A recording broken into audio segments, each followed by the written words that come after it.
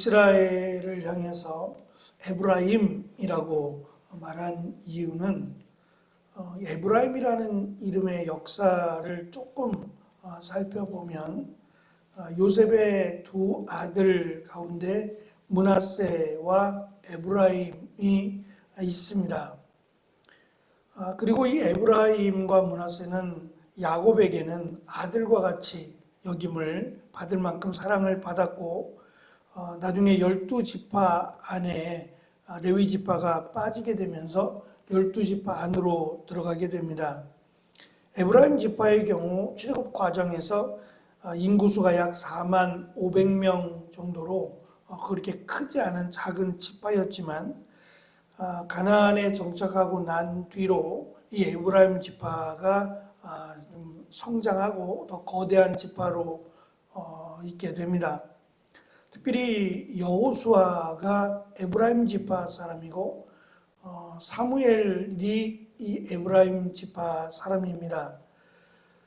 이스라엘이 두 개로 나누어지고 나서 이 이스라엘, 북이스라엘의 초대 왕이 되는 이 여로보암이 바로 에브라임 지파 사람이었기 때문에 이스라엘을 향해서 이스라엘의 북이스라엘의 10지파를 대표하는 이 에브라임 지파였기에 지금 이스라엘을 향해서 에브라임아라고 하나님께서 그들에게 말씀하시는 겁니다. 그래서 에브라임 지파만이 아니라 북이스라엘 전체를 상징하는 10개의 지파를 상징하는 이 암시적인 동의어가 바로 에브라임이라고 하는 말이었기 때문에 에브라임아 내가 너를 잘한다 라고 하시는 것은 북이스라엘을 향해서 하시는 말씀이라고 봐야 합니다. 3절의 시작을 보면 나는 에브라임을 잘 안다라고 하나님 말씀하십니다.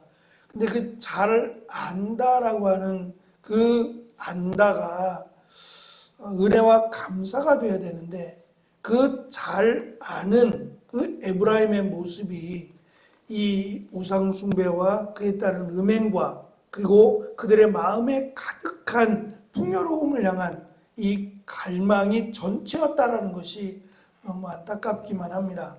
하나님이 우리를 아신다, 내가 너를 잘 안다, 내가 너를 안다고 말씀하실 때에 그 안다라고 하는 것의 내용이 지금 이 에브라임이라고 말씀하시는 북이스라엘과 같이 우리의 마음 가운데 하나님을 향한 마음보다는 세상적인 향한 죄악을 향한 마음들이 가득한 것을 안다면 이것은 하나님이 기회를 주시는 것이기도 하지만 참 부끄러운 모습이 아닐 수 없다라는 생각을 가져봅니다. 그런데 4절의 말씀은 반대로 너희가 에브라임이 여호와를 알지 못한다라고 내용으로 끝납니다. 하나님이 그들을 잘 안다라고 하는 내용은 그냥 하나님만 아신다는 내용이 아닙니다. 여기서 안다라고 하는 것은 시간이 필요한 것들 또는 같이 삶을 공유하게 될 때 아는 것을 의미합니다. 그냥 막연하게 아는 것이 아니라 서로 간에 이렇게 서로 교통이 이루어지고 서로 간에 알만한 내용들이 상당히 많을 때 쓰여지는 내용입니다.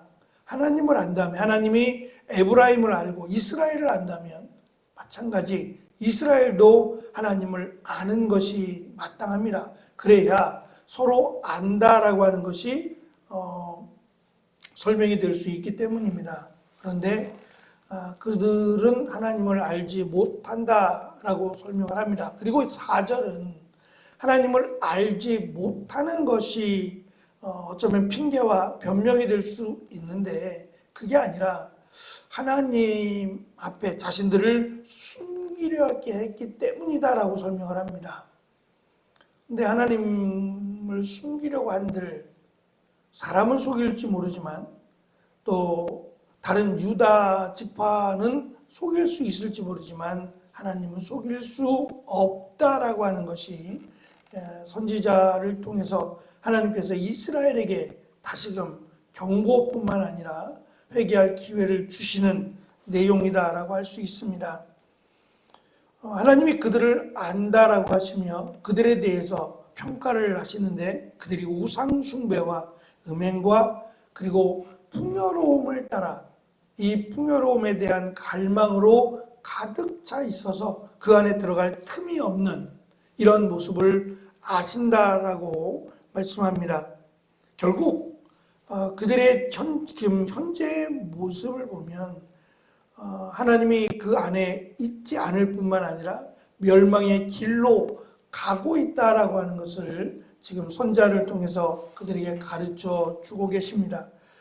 우상숭배와 그에 따른 음행과 풍요로움을 향한 끊임없는 갈망은 하나님께로 돌아갈 길을 사라지게 만들었습니다. 언제라도 하나님께로 갈 수 있어야 되는데 그 길을 막아버렸던 거죠. 그리고 이런 상황 속에서 우리가 요나 선지자를, 요나서를 생각한다면 지금 멸망을 받아 마땅하고 회개해야 되는 그런 북이스라엘이 니느웨를 향해서 요나 선지자는 니느웨를 향해서 가지 않겠다라고 하고 니느웨가 회개한 그 모습이 싫었고 하나님이 니느웨를 멸망시키지 않음에 분노하고 있는 참 어리석은 모습을 우리는 연결해서 볼 수 있습니다. 정작 북이스라엘이 회개하고 하나님의 은혜를 구해야 하는 것이 마땅한 일이었습니다. 결국 이스라엘의 심판과 멸망은 하나님이 어떠한 분인지를 몰랐기 때문에 이루어진 일이고 이를 위해 하나님이 많은 선지자를 보내서 하나님을 알게 하셨지만 오히려 그것이 싫었어요.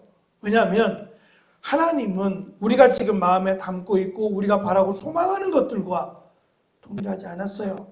우상을 섬기지 말라고 말씀하시고 죄악된 길을 걷지 말라고 말씀하시고 자신들이 원하는 풍요로움이 아니라 베풀고 나누는 삶을 하나님은 원하시고 있기 때문입니다. 그래서 하나님보다 더 우상과 풍요로움을 더 택했던 이스라엘입니다. 문제는 그것이 자신들이 원하는 대로 이루어지지 않는다는 거예요. 그렇게 되면 행복할 줄 알았고 그렇게 되면 자신들이 원하는 것이 이루어질 줄 알았는데 결국 그것은 심판의 길로 심판으로 끝나게 되었다라고 하는 것을 성경은 우리에게 강조합니다. 반대로 생각하다면 이제 내용이 앞으로 나올 내용입니다만 반대로 생각하면 이들이 생각하는 풍요로움이라고 하는 것은 공동체의 풍요로움이 아니라 개인적인 자신의 유익을 위한 풍요로움입니다. 오히려 이 잘못된 풍요로움 때문에 가난한 자들이 더 많아졌고 더 궁핍한 자들이 많아졌습니다. 같은 이스라엘 안에도 완전히 극적인, 그러니까 부자인 사람들은 너무 부자고 가난한 사람들은 너무너무 가난해지는 이런 정말 최악의 모습을 드러내고야만 했습니다. 그러니까 이것은 결코 하나님이 원하시는 하나님의 백성의 모습은 분명히 아니라는 거죠. 저는 특별히 이제 이 정치인들 중에 믿는 사람들이 상당히 많습니다. 그리고 그들이 선거 때만 되면 마치 자신들이 교회를 다니고 있고 자신들이 그리스도인인 것처럼 착각을 합니다. 이번 부활절 연합예배를 드리면서 그 연합예배를 끝나고 나서 거기에 대한 평가를 하면서 매년 사실은 했던 이야기입니다. 첫째는 부활절 연합예배를 하는 목적이 순수하지 않다는 겁니다. 매년 그런 건 아닙니다만 특별히 이번에 선거를 앞두고 이 부활절 연합예배가 순수하지 않다는 내용이었어요.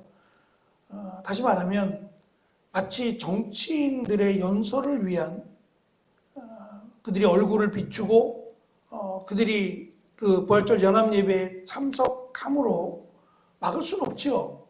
참석하겠다는데 어떻게 막겠어요. 그러나 마치 그 모습이 그들을 홍보하는 우리에게 표를 좀 던져달라고 하는 그런 홍보의 역할을 하고 있기 때문에 사실은 문제다라는 내용이고 또 한 가지는 이 성찬이 이루어졌는데 그 많은 사람들에게 성찬식을 거행하면서 그들도 성찬에 참여했던 것 같아요. 그런데 사실은 성찬은 엄격하게 세례교인 이상이어야 되고 흠이 없는 무흠한 자만 참석하라고 권면을 해야 되는데 그것도 제대로 이루어지지 않는 것 같다.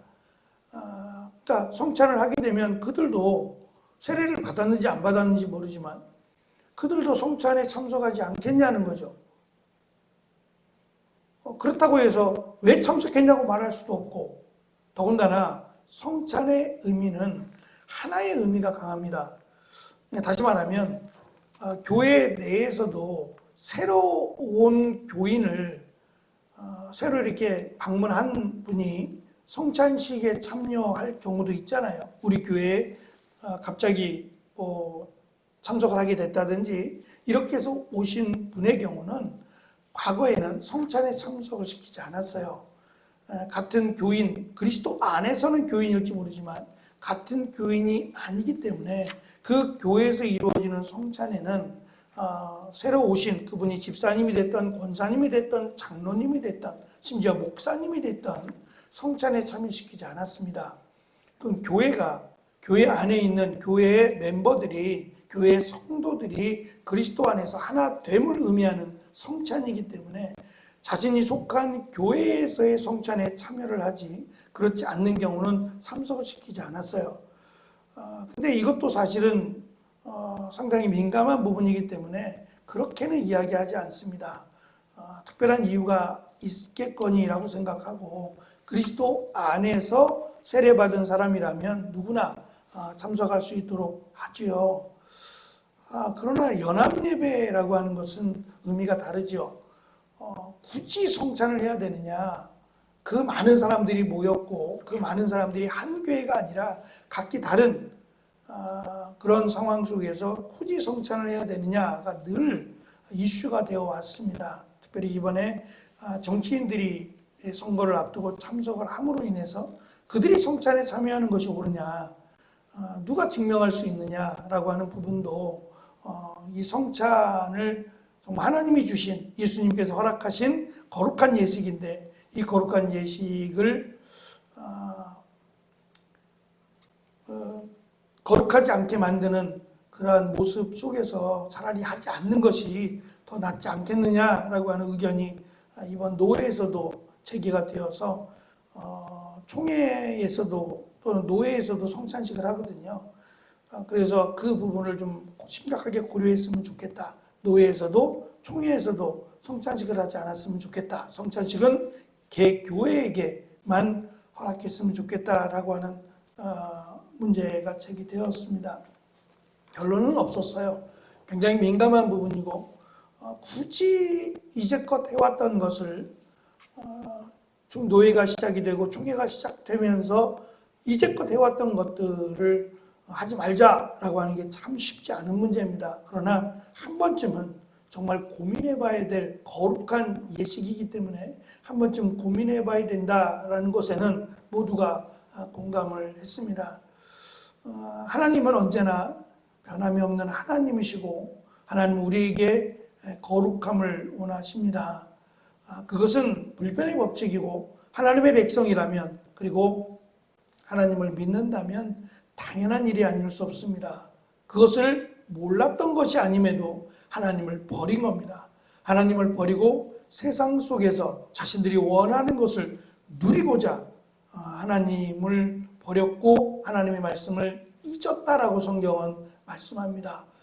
결국 이 말씀은 돌아올 기회를 주신 겁니다. 마치 니느웨처럼 하나님 앞에 온전하게 회개하고 하나님께 나아가면 하나님께서 또 긍휼히 여기시고 은혜를 베푸실 것을 말씀하고 있는 겁니다. 그러나 이스라엘이 멸망했다라는 것은 결국 끝까지 하나님을 거역했고 버렸다라고 하는 것을 의미합니다. 이처럼 세상의 주관자들은 멸망과 심판을 받았지만 오히려 소외되고 연약하고 점점 힘든 그런 고통의 삶을 살았던 이들은 하나님만을 의지하고 하나님만을 소망했습니다. 그들은 세상이 줄 수 없는 오직 하나님만이 주시는 위로와 은혜를 받았습니다. 나중에 둘 중에 하나를 선택하라고 한다면 반드시 하나님의 은혜를 선택해야만 하지요. 예수님께서도 하나님과 재물을 겸하여 섬길 수 없다라고 말씀하셨어요. 이 말씀은 우리를 너무 잘 알기에, 하나님이 만드신 피조물인 인간을 너무 잘 알기에 주신 말씀이에요. 우리가 이 말씀을 세상을 살아가면서 기준으로 삼지 않으면 세상과 하나님을 겸하여 섬길 수 없다라고 하는 말씀에 은혜를 받아야만 합니다. 지혜롭지 않으면 두 가지를 다 잘할 수는 없어요. 그래서 이 두 가지 중에서 늘 하나님을 선택하며 하나님을 섬기는 자로, 그래서 마지막 때에 예수님이 다시 오시거나 또 마지막 때가 되었을 때에 후회함이 없는 하나님의 은혜 가운데 살아가는 귀한 은혜가 우리 가운데 풍성하기를 간절히 축원합니다. 기도하겠습니다.